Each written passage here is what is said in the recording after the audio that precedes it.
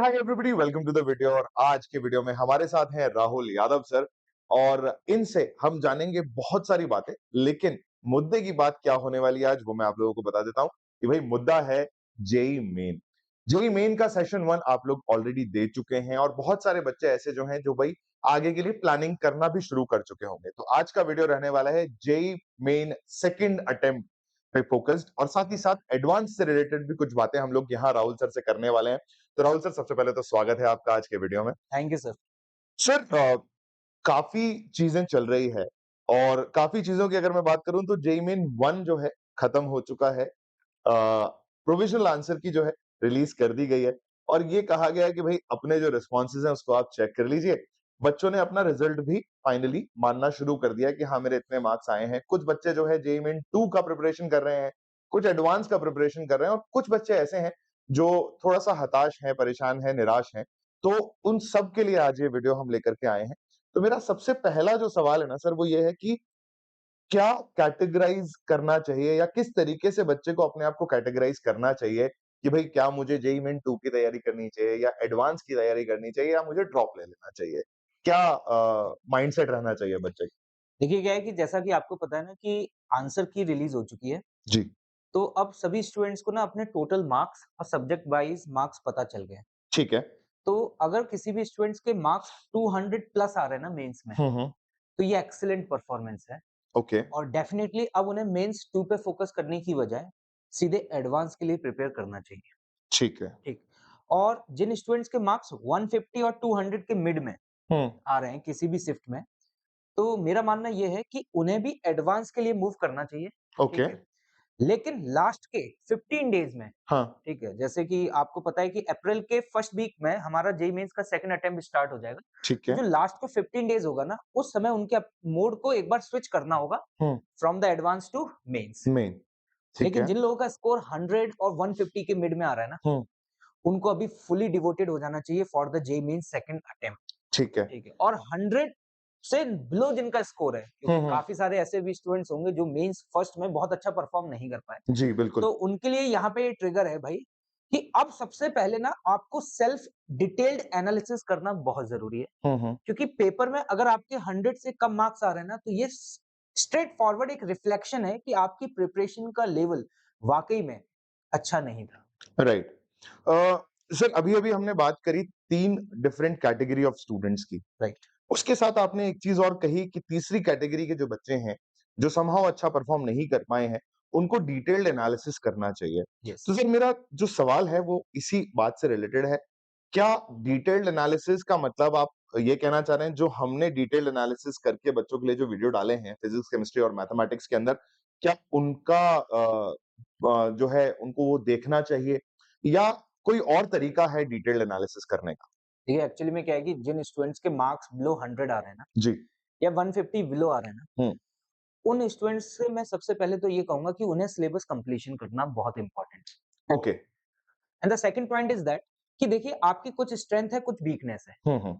आपने first attempt दिया तो उसके बाद आपको ओवरऑल पेपर का लेवल पता चला। हुँ, ओवरऑल आपको पेपर अटेम्प्टिंग की स्ट्रैटेजी पता चली। ठीक है। आपको ये भी समझ में आया कि क्वेश्चन पेपर किस तरीके का आता है। क्योंकि हुँ, ड्यूरिंग द क्लासेस हम कई बार बोलते हैं कि पेपर इस तरीके का आएगा, लेकिन जब तक स्टूडेंट खुद उस चीज़ को फेस नहीं करता है ना, हुँ, तब तक उसे वो रियल लाइफ एक्सपीरियंस फेस नहीं हो पाता है। समझ गया। तो अभी मैं स्टूडेंट से ये कहूँगा कि आपको ओवरऑल सिनेरियो ना समझ में आ चुका है।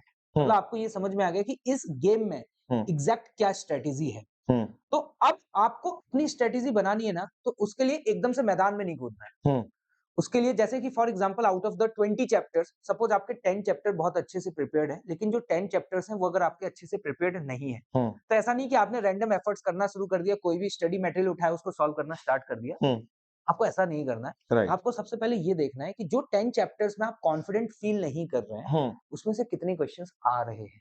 राइट।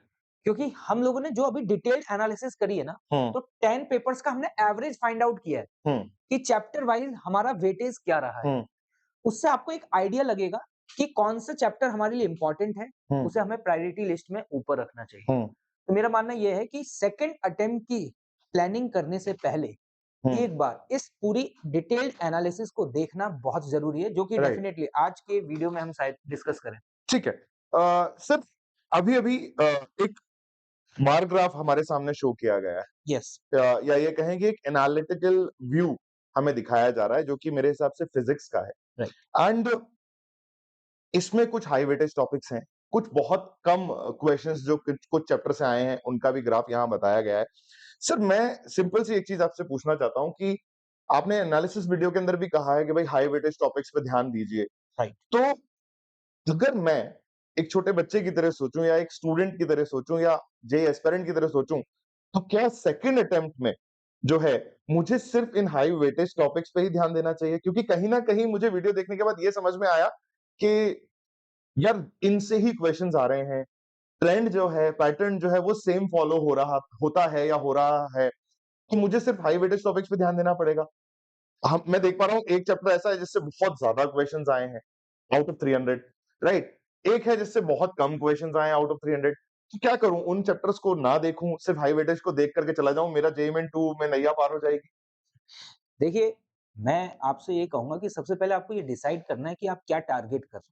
अगर राइट। आपका टारगेट है ना अबव 98 या 99 परसेंटाइल, हम्म। तो ये आप सर तभी पॉसिबल हो सकता है आपके लिए, मतलब स्टूडेंट्स के लिए, कि जब वो पूरा सिलेबस कंप्लीट करें। राइट। ठीक है, मतलब अगर वो ये सोच रहे हैं कि सिर्फ सेलेक्टिव टॉपिक्स करने के बाद वो स्टूडेंट बहुत अच्छा स्कोर कर देंगे, तो ऐसा हम्म। पॉसिबल नहीं है, क्योंकि ओके। मैं अपने कई सारे स्टूडेंट्स को जानता हूँ जिनके फिजिक्स में मोर देन 90 मार्क्स आ रहे हैं। हम्म। है ना? और अगर आप मोर देन 90 मार्क्स फिजिक्स में ला रहे हैं, तो ये तो तभी पॉसिबल हो पाएगा जब आप पूरा सिलेबस कंप्लीट कराएँ। लेकिन राइट। सिलेबस कंप्लीशन में भी हम्म। आपको एक पर्टिकुलर स्ट्रैटेजी को फॉलो करना पड़ेगा। जैसा ठीक कि है। इस समय ये बार चार्ट आप देख पा रहे हैं, हम्म। इसमें हमें जो 10 पेपर्स हुए हैं मॉर्निंग और इवनिंग शिफ्ट के, 27 से लेके 1 फेब तक के, जी बिल्कुल। उसका हमने डिटेल एनालिसिस बनाया, जिसमें हमने लिखा हुआ है कि chapter wise out of the 300 questions कितने क्वेश्चंस आए हैं। तो हम्म। इससे स्टूडेंट्स को एक आइडिया लगेगा कि यार कौन-सा चैप्टर सबसे ज़्यादा इम्पोर्टेंट है। जैसे हम्म। कि यहाँ पे हम ऑब्जर्व कर पा रहे हैं करंट इलेक्ट्रिसिटी, मॉडर्न फिजिक्स। हम्म। ये सर वो चैप्टर्स हैं जिसमें आपका इनपुट रिलेटिवली कम है, राइट। एफर्ट्स आपके कम है, लेकिन आपका आउटपुट बहुत ज़्यादा बहुत है। ज्यादा है। मतलब इवन कुछ शिफ्ट्स तो ऐसी हैं जहाँ पे करंट इलेक्ट्रिसिटी और मॉडर्न फिजिक्स के मोर देन 2 क्वेश्चंस भी पूछे गए। बिल्कुल। मतलब 3 questions are from current electricity and the 3 questions from the modern physics. Hmm. मतलब out of the 25 questions 6 questions are directly from these chapters. Right. तो अगर ये जो चैप्टर्स, ये जो बार चार्ट में जो जहाँ पर ये हाई मार्क्स लिखे हुए हैं, अगर हम्म। ये आपका कंप्लीट नहीं है ना, तो ये आपके लिए ट्रिगर है कि सबसे पहले आपको इन चैप्टर्स को कंप्लीट करना चाहिए। इसके ओके। अलावा कुछ चैप्टर्स ऐसे भी हैं अ, जिनसे फिक्स है कि लगभग सर एक क्वेश्चन आता है, लेकिन उसमें भी एफर्ट्स कम है, ठीक है? हम्म। लाइक सेमीकंडक्टर्स, ईएम वेव्स, हम्म। एरर्स, हम्म। ये ऐसे चैप्टर्स रहे हैं कि ऑलमोस्ट हर शिफ्ट में हम्म। इनके क्वेश्चंस पूछे गए हैं। पूछे गए हैं। और मेरा मानना ये है कि अगर स्टूडेंट सिंसियरली 2 दिन किसी भी एक चैप्टर को फुली फोकस होकर के पढ़ लेगा ना, हम्म। तो आई एम 100% श्योर कि वो इनके क्वेश्चंस को बहुत ईज़िली अटेम्प्ट कर पाएगा, क्योंकि क्वेश्चंस बहुत ही आसान आ रहे हैं, डायरेक्ट हम्म। फार्मूला बेस्ड क्वेश्चन आ रहे हैं। बिल्कुल। लेकिन पॉइंट इज़ दैट कि आपको compete उस स्टूडेंट के साथ करना है जिसने 1 साल या 2 साल बहुत सिंसियरली एफर्ट्स किए हुए हैं। राइट। और अगर आपको उसके साथ compete करना है ना, तो इस समय आप ये मत सोचिए कि I have to find some shortcut. Hmm. ठीक है? मुझे उस चैप्टर को बहुत अच्छे से डिटेल में कंप्लीट करना ही होगा, क्योंकि मेरा मानना ये है कि एक जनरल ट्रेंड भी है सर, कि जो सेकंड अटेम्प्ट होगा ना, हम्म। उसमें कंपटीशन का लेवल और ज़्यादा इंक्रीज़ करने वाला है। इंक्रीज होगा। मतलब कंपटीशन लेवल इंक्रीज होने से कहीं न कहीं आपका तात्पर्य या मतलब ये है कि भई क्वेश्चंस का जो लेवल है, वो थोड़ा-सा और हायर साइड पे रहने वाला है। राइट? सर, एक जो चीज़ मुझे इस एनालिसिस को देख कर के समझ में आती है, वो ये है कि आपने बहुत बारीकी से पूरे पेपर को स्टडी किया और आपने पूरा निचोड़ निकाल कर के बच्चों के लिए सामने रखा है। मैं आपसे एक और सवाल यहाँ पूछना चाहूँगा कि कई बार ऐसा भी बोला जाता है और बहुत सारे वीडियोज़ में जैसे मैं भी देखता हूँ, बच्चे भी देख रहे होंगे कि ये भी बोला जाता है कि यार एक चैप्टर है, वो बहुत ईज़ी है, उससे डेफिनिटली क्वेश्चन आ रहा है, उसे तो करना ही करना है। लेकिन अगर हम इस एनालिसिस को देखें, उन ईज़ी चैप्टर्स में से क्वेश्चन्स का काउंट काफ़ी कम है। Yes, yes. तो क्या करना चाहिए? मतलब क्या मैं उन ईज़ी चैप्टर्स को अभी के लिए छोड़ दूँ क्योंकि मेरे पास मात्र 2 महीने का वक़्त है? और अगर मैं चैप्टर्स का काउंट या क्वांटिटी देखता हूँ, तो तीनों सब्जेक्ट में मिलाकर के बहुत सारे चैप्टर्स हो जाते हैं। राइट। तो क्या करना चाहिए जो जो जिनसे कम क्वेश्चन्स आ रहे हैं, लेकिन फिर भी वो ईज़ी हैं, क्या उनको मैं सबसाइड कर दूँ? लास्ट टाइम पे देख कर के चला जाऊँ? क्या मेरा पैटर्न रहना चाहिए? देखिए, मेरा मानना ये है कि इसमें आप सबसे पहले उन चैप्टर्स की लिस्ट बनाइए जिन चैप्टर्स में आपने क्वेश्चंस की ज़्यादा प्रैक्टिस नहीं की हुई है। ठीक है। उसका स्टडी मटेरियल आपने सॉल्व नहीं किया है। हुँ, हुँ। जैसे कि फॉर एग्ज़ाम्पल जैसा कि मैंने अभी बताया था कि आउट ऑफ द 20 चैप्टर्स अगर 10 चैप्टर्स ऐसे हैं जिसमें आपको कॉन्फिडेंस नहीं है या आपने बहुत अच्छे से प्रिपरेशन नहीं करी है, राइट। उन 10 चैप्टर्स में हुँ, अभी जो हम एनालिसिस रिपोर्ट दिखा रहे हैं ना, ये देखिए जो एनालिसिस रिपोर्ट इस समय स्टूडेंट्स को दिख रही है, this is a chapter wise weightage. आप देखिए जी। कि कितना डिटेल्ड एनालिसिस है, हुँ, हर शिफ्ट का मॉर्निंग और इवनिंग का। जी, ये स्टूडेंट्स को रख करके देखना चाहिए। इसको देखेंगे तो उनको समझ में आएगा कि current electricity, modern physics, EMI, AC, EM wave, wave optics, thermal physics, these are the high weightage topics और ये आपकी लिस्ट में सबसे ऊपर होने चाहिए। बिल्कुल, बिल्कुल। क्योंकि मेरा मानना ये है कि जो चैप्टर्स हाई वेटेज है ना, उन्हें आप अभी कंप्लीट करिए। हुँ, हुँ, फरवरी में आपका टारगेट ये होना चाहिए कि हुँ, हाई वेटेज सारे चैप्टर्स आपके कंप्लीट हो जाएँ और उसके बाद मार्च में आपका टारगेट होना चाहिए, जैसा कि अभी आपने बताया कि जो चैप्टर्स ईज़ी हैं, हुँ, जिसमें एफर्ट्स आपके कम लगेंगे, लेकिन क्वेश्चन्स आएँगे। लेकिन क्वेश्चन्स मेरा आएँगे। सभी स्टूडेंट से कहना ये है कि भाई सिलेबस कंप्लीट करना ही होगा, हुँ, क्योंकि सर कॉम्पिटिशन बहुत हाई साइड में जा रहा है।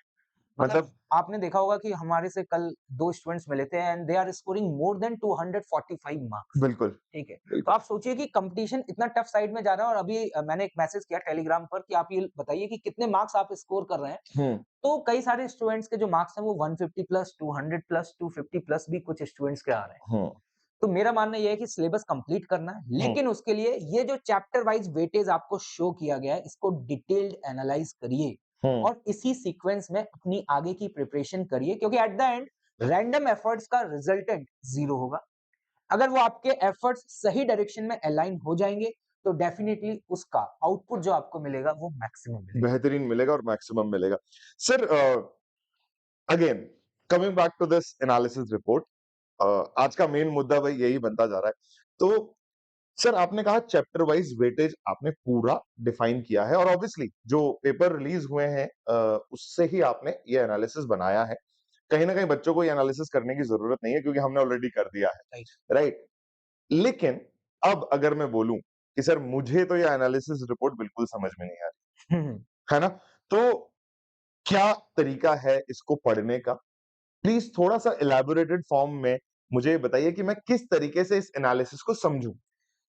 इसमें अगर आप ऑब्जर्व करें ना तो इस एनालिसिस रिपोर्ट में हमने एक ऑर्डर डिफाइन किया है जो हाई वेटेज टॉपिक है ना वो सबसे ऊपर मतलब जिससे सबसे ज्यादा क्वेश्चंस पूछे गए जैसे हुँ, आउट ऑफ द 300 क्वेश्चन हुँ, हमने यहाँ पे एवरेज स्टैटिस्टिक्स लगाया जी, तो जैसे कि आप देखिए कि out of the 300 25 questions are from current electricity um, अगर आप इस चार्ट को देख पा रहे हैं तो हुँ, इसमें देख रहे होंगे कि राइट साइड में हमने ऑर्डर इसी तरीके से अरेंज किया है हुँ। 25 23 22 तो और ये मेरे इस ख्याल तरीके का ध्यान ऑर्डर है रखने वाली बात ये है कि ये एक शिफ्ट का नहीं है, ये सारी शिफ्ट सा- को मिला करके हमने बताया कि आउट ऑफ 300 कितने क्वेश्चन्स कौन से चैप्टर से आए हैं। मतलब हमने सर एवरेज निकाला है हम किसी मतलब एक समझ पेपर गया। पे कमेंट नहीं कर सकते ठीक है बिल्कुल, पेपर इतना ज्यादा बैलेंस नहीं होता इवन हाँ। हमने कुछ पेपर्स ऐसे भी देखे जिसमें किसी एक पर्टिकुलर टॉपिक के जैसे वर्क पावर एनर्जी के हमें हुँ, मोर देन 2 क्वेश्चंस देखने को मिले ठीक है। इवन दूसरी शिफ्ट में हमने देखा एक भी क्वेश्चन नहीं है हुँ, अगर आप यहाँ पे एनालिसिस करें तो देखेंगे हुँ, वर्क पावर एनर्जी में हुँ, 29th की मॉर्निंग शिफ्ट में 29 की इवनिंग शिफ्ट में 3 क्वेश्चंस पूछे गए बिल्कुल, और उसके बाद बच्चे ने ये ट्रेंड बना लिया कि ऐसा ही होगा और हाँ, पता चला कि 31st जनवरी की जो शिफ्ट है मॉर्निंग उसमें सर एक भी क्वेश्चन एक नहीं भी आया क्वेश्चन नहीं आया, बिल्कुल, तो हम इस तरीके से किसी एक पर्टिकुलर चैप्टर पे रिलाय नहीं कर सकते, गॉट इट। ठीक है? इसलिए हमने ओवरऑल एवरेज दिया है, आप हुँ, एवरेज को समझिए और उस एवरेज के हिसाब से अगर आप प्रिपेयर करेंगे अपने आप को तो हुँ, डेफिनिटली एट द एंड आप काफ़ी अच्छा परफॉर्म राइट। सर अगले एनालिसिस रिपोर्ट पे मैं जाना चाहूँगा, जहाँ पर हमने बात करी है केमिस्ट्री के बारे में। राइट। अगेन बार ग्राफ से हमने एक एवरेज निकाल के कुछ एनालाइज़ करके दिखाया है। तो सर केमिस्ट्री और मैथ्स की जो एनालिसिस रिपोर्ट है उसको भी हम आज यहाँ इस वीडियो में डिस्कस करने वाले हैं, तो प्लीज़ उसपे भी थोड़ा-सा राइट। गाइडेंस दीजिए। देखिए ये जो बार चार्ट है ना, इसमें हमने क्या किया है कि जैसे कि केमिस्ट्री 3 सेक्शंस हैं आईयूसी, पीसी एंड ओसी। बिल्कुल, तो हमने 11th एनसीईआरटी के अकॉर्डिंग 11th के चैप्टर्स को अलग सेग्रीगेट किया और 12th के चैप्टर्स को अलग अलग सेग्रीगेट किया। सेग्रीगेट किया, बिल्कुल। क्योंकि कई सारे स्टूडेंट्स को ये डाउट रहता है कि सर मुझे 11th के टॉपिक्स पे ज़्यादा फोकस करना चाहिए हुँ। या फिर 12th के टॉपिक्स पर। हाँ, कई बार इस अगर मैं देखता हूँ तो क्वेश्चन भी निकल के आता है, बच्चे लिटरली जो रिएक्शन वीडियोज़ होते हैं, उनमें मुझसे भी कई बार पूछते हैं और दूसरे में भी पूछते हैं कि भई 11th से कितने टॉपिक आए थे, राइट, 12th से कितने टॉपिक आए थे, तो कहीं न कहीं ये चीज़ उससे क्लियर हो जाएगी। हाँ। तो इस एनालिसिस रिपोर्ट में हम ये ऑब्जर्व कर पा रहे हैं कि इस बार ओसी का वेटेज बहुत ज़्यादा रहा है। राइट। ठीक है? जैसे from the 12th class um, more than 23% OC का वेटेज है। मतलब 1/4 part is from direct organic chemistry from the 12th class. Um, um, um, और इवन कई सारे ऐसे भी टॉपिक्स हैं जो टॉपिक आपके डायरेक्टली एनसीईआरटी से उठाए। राइट, मतलब अगर स्टूडेंट्स ने एनसीईआरटी को बहुत सिंसियरली फॉलो किया है ना, तो मेरा मानना ये है कि 25 में से मोर देन 10 क्वेश्चंस ना उनके स्ट्रेट फॉरवर्ड एनसीईआरटी के स्टेटमेंट से उठा करके पूछे। इस बार ओवरऑल वेटेज पीसी का रिलेटिवली थोड़ा कम देखने को मिला है। हुँ, पीसी में 12th क्लास के टॉपिक से जो वेटेज है ना, वो सिर्फ 10.33 देखने को मिला है। और जो 11th क्लास के टॉपिक्स है ना, उससे जो ओवरऑल वेटेज है वो 17.66 है। बिल्कुल, लेकिन मेरे को ये बात समझ में आ रही है कि इस बार थोड़ा-सा ये ट्रेंड जो है वो थोड़ा डिफरेंट साइड में गया है। बिल्कुल, मतलब लास्ट ईयर्स के जो ट्रेंड्स थे उसमें देखा गया था कि physical chemistry will always be on the upper side um, और फिजिकल केमिस्ट्री के जो नंबर ऑफ क्वेश्चंस होते थे वो ज्यादा पूछे जाते थे। लेकिन इस बार ऑर्गेनिक केमिस्ट्री की तरफ एनटीए का जो इंटरेस्ट है वो थोड़ा-सा ज्यादा इंक्रीज किया राइट। तो एक चीज़ और मैं यहाँ पर बताना चाहूँगा आप लोगों को कि सर कहीं न कहीं जब मैं रिएक्शन वीडियोज़ ले रहा था, तो जब मैं वापस आया करता था तो मुझे ये सुनने को मिलता था कि यार पीसी के जो क्वेश्चन्स है ना, थोड़े से टफर साइड पे होते हैं। कैलकुलेटिव पार्ट ज़्यादा होता है तो बच्चा उनको देख नहीं पाता, इसीलिए कहीं न कहीं शायद ऐसा बोल रहा है कि भई पीसी के क्वेश्चन्स आए नहीं है। लेकिन जब रिपोर्ट सामने आई, तो हमें पता चला कि सच में पीसी का जो क्वेश्चन काउंट है वो काफ़ी कम रहा है। काफी कम। सर मैथ्स की पीडीएफ की तरफ या मैथ्स की रिपोर्ट की तरफ हम चलेंगे एक बार। यस। या ये जो ग्राफ है, इसको एक बार थोड़ा-सा हम समझना चाहेंगे। जैसे हमने क्या किया कि मैथ्स के ओवरऑल यहाँ पे हमने 4 सेक्शंस में डिवाइड किया है। राइट। जैसे calculus, algebra, hmm, coordinate geometry and vectors and 3D। Hmm, तो यहाँ पे जो सबसे ज्यादा वेटेज है ना that is from calculus. Out of okay, 300 questions more hmm, than 120 questions are directly from the calculus. ठीक है। तो कैलकुलस वैसे हमेशा का नॉर्मल ट्रेंड है कि हमेशा for JEE mains as well as JEE advance hmm, calculus का वेटेज हमेशा हाई रहता है। हाई रहता है। ठीक है। उसके बाद हम अलजेब्रा देख रहे हैं, फिर कोऑर्डिनेट ज्योमेट्री और वेक्टर्स एंड 3D। हुँ, लेकिन मेरा मानना ये है कि अगर इस पूरे एनालिसिस को हम ऑब्जर्व करें, तो राइट। जैसा कि हमने क्या किया अलजेब्रा में काफ़ी सारे मल्टीपल चैप्टर्स हैं लाइक बायनोमियल थ्योरम्स, हुँ, कॉम्प्लेक्स नंबर, डिटरमिनेंट, मैट्रिक्स। इसी तरीके से कैलकुलस में हुँ, भी हमारे मल्टीपल चैप्टर्स हैं राइट। और फिर उसका कोऑर्डिनेट ज्योमेट्री और फिर vectors and 3D। Vector 3D है, राइट। तो इन एनालिसिस को देखने के बाद ये बात हमें बहुत क्लियरली समझ में आ रही है हुँ, कि स्टूडेंट मैथ्स में अगर कुछ सेलेक्टिव टॉपिक्स को बहुत अच्छे से करता है, हुँ, जहां से मोस्ट डूएबल क्वेश्चंस आने की प्रोबेबिलिटी ज्यादा है, हुँ, तो मेरा मानना ये है कि लगभग उसका 50% सिलेबस कंप्लीट हो जाता है। ओके। जैसे like conic section, hmm, vectors and 3D, बिल्कुल। प्रोबेबिलिटी, हुँ, ठीक है, फंक्शंस एंड रिलेशंस, बिल्कुल। ठीक है, डिफरेंशियल इक्वेशंस। ये वो चैप्टर्स हैं जिससे ऑलमोस्ट हर शिफ्ट में दो दो एक एक सवाल पूछा गया है। राइट। ठीक है।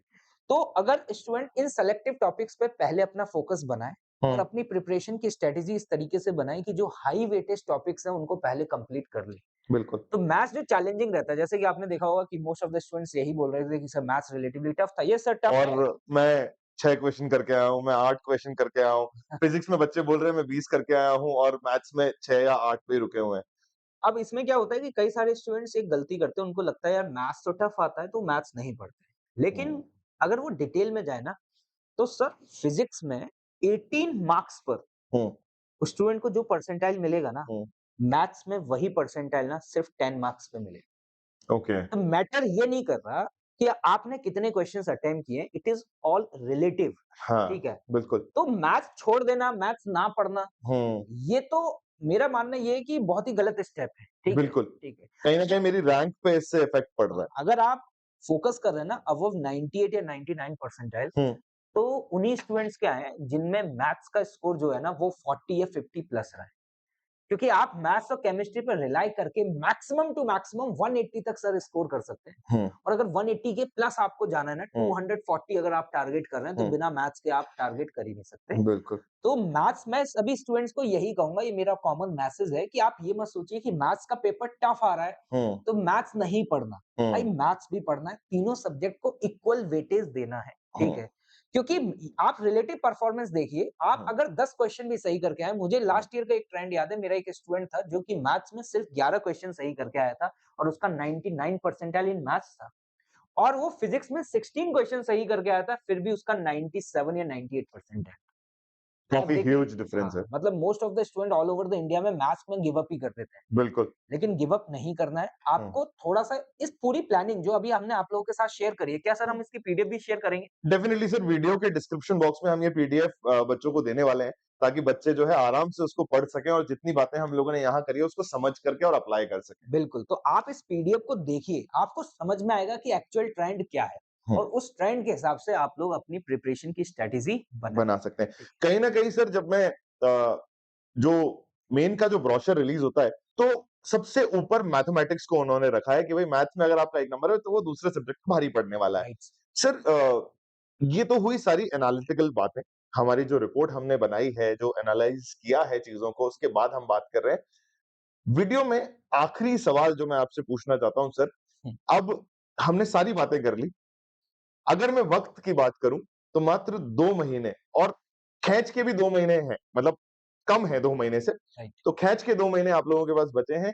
तो सर, इन 2 महीनों में हमने जितनी बातें करी, क्या किस तरीके से हम इसको अप्लाई करें? क्या मेरा स्ट्रैटेजी या क्या मेरा एक पाथ रहना चाहिए कि किस तरीके से इन 2 महीने में मैं मेरी पढ़ाई को पूरा करूँ? क्योंकि हमारे साथ कई ऐसे बच्चे भी हैं, जिन्होंने अटेम्प्ट 1 या सेशन 1 में पेपर को दिया ही नहीं है, या यूँ कहें कि रजिस्ट्रेशन ही नहीं किया था, तो पेपर देने जाएँगे भी कैसे? तो कई बच्चे ऐसे हैं जो सेशन 2 को पहला अटेम्प्ट मान रहे हैं और ये बोल रहे हैं कि भई 2 में ही मैं मेरे को जो करना है वो करना है। कुछ बच्चे ऐसे हैं जो जिनकी हमने बात करी कि जिनको सेशन 2 पे रिलाय करना ही पड़ेगा। क्या फॉलो प्रोसेस रहना चाहिए? क्या एक तरीका रहना चाहिए इस 2 महीने के अंदर, ताकि मैं एडवांस के लिए क्वालीफाई कर पाऊँ? देखिए अगर जैसे कई सारे स्टूडेंट कह रहे हैं कि सर क्या मैं अभी से स्टार्ट करूँगा, तो क्या ये पॉसिबल है कि मैं अच्छा परफ़ॉर्म कर पाऊँ? जी, बिल्कुल। ठीक है। तो सर मेरा कहना ये है कि अगर आपके अंदर चाह है ना, तो हुँ, राह तो आपको मिल जाएगी बिल्कुल। और मेंस का पेपर जिस लेवल का आ रहा है और जिस स्टैंडर्ड के क्वेश्चन्स आ रहे हैं, हुँ, अगर आपको सेलेक्टिव टॉपिक्स को भी अच्छे से करते हैं, तो आप बहुत ईज़िली 150 तक टारगेट कर सकते हैं। ओके। लेकिन पॉइंट इज़ दैट कि अब आपको एफर्ट्स करना स्टार्ट करना होगा। मोस्ट ऑफ द स्टूडेंट्स क्या करते हैं कि अपना सिर्फ़ और सिर्फ़ टाइम वेस्ट करते हैं। हाँ, ओवरथिंकिंग रात से कर लूँगा, कल से अगले दिन स्टार्ट सुबह से कर करूँगा, लूँगा। कल से करूँगा और ऐसे करते-करते उनका पूरा टाइम निकल चुका है। लेकिन बिल्कुल। मेरा मानना ये है कि अगर आप एग्रेसिवली आज से एफर्ट्स करना स्टार्ट करें हुँ, और आप every day more than 12 hours um, अपनी लाइफ़ की कंप्लीट डिवोट कर देना, हुँ, तो सर मंजिल दूर नहीं है।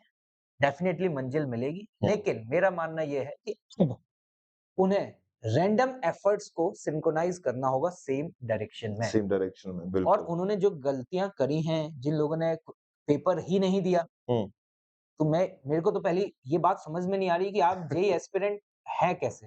राइट। मतलब अगर आप एस्पिरेंट हैं तो आपको पहला पेपर देना चाहिए था हाँ, और अगर आपने पहला पेपर नहीं दिया तो भाई आप दूसरा भी मत दीजिए, ठीक है? बिल्कुल। मतलब अगर आपने पहला पेपर नहीं दिया है तो definitely you are not serious about your um, selection um, क्योंकि बेस्ट ऑफ द 2 जो है वो सेलेक्ट किया जाएगा, हुँ, ठीक है? तो मैं उन्हीं स्टूडेंट से जो पहला अटेम्प्ट नहीं दिए हैं, हाँ, कोई जेन्युइन रीज़न है तो समझ में आता है। हुँ, लेकिन अगर नहीं दिए तो आप इतना कष्ट मत लीजिए, दूसरा भी मत लीजिए, हुँ। ज़िंदगी के मज़े लीजिए क्योंकि this is not a final destination ठीक हाँ, है? ज़िंदगी इससे भी ज़्यादा खूबसूरत है बिल्कुल। और आईआईटी इज़ नॉट एवरीथिंग है ना? हाँ, ठीक है? ऐसा नहीं है कि आपका कल सिलेक्शन हो जाएगा तो उसके बाद आपको कुछ नहीं करना है, कुछ नहीं चद्दर ओढ़ करना के है। भी बस सो जाना है, ठीक है? हाँ, मतलब फाइट तो आगे भी जारी रखनी ही है। बिल्कुल सर, मुझे जेईई क्रैक किए हुए लगभग मोर देन 14 इयर्स हो चुके हैं, हाँ, लेकिन स्टिल आज भी मुझे more than 10 hours every day हाँ, एफर्ट्स करने पड़ते हैं। तो बिल्कुल। अगर कोई स्टूडेंट ये सोच रहा है कि भाई जेईई क्रैक करने से हुँ, वो अपनी मंजिल तक पहुँच जाएँगे, um, this is a part of the life and this is um, a first step, um. Efforts तो मारने ही पड़ेंगे सर। हाँ, कहीं न कहीं ये चीज़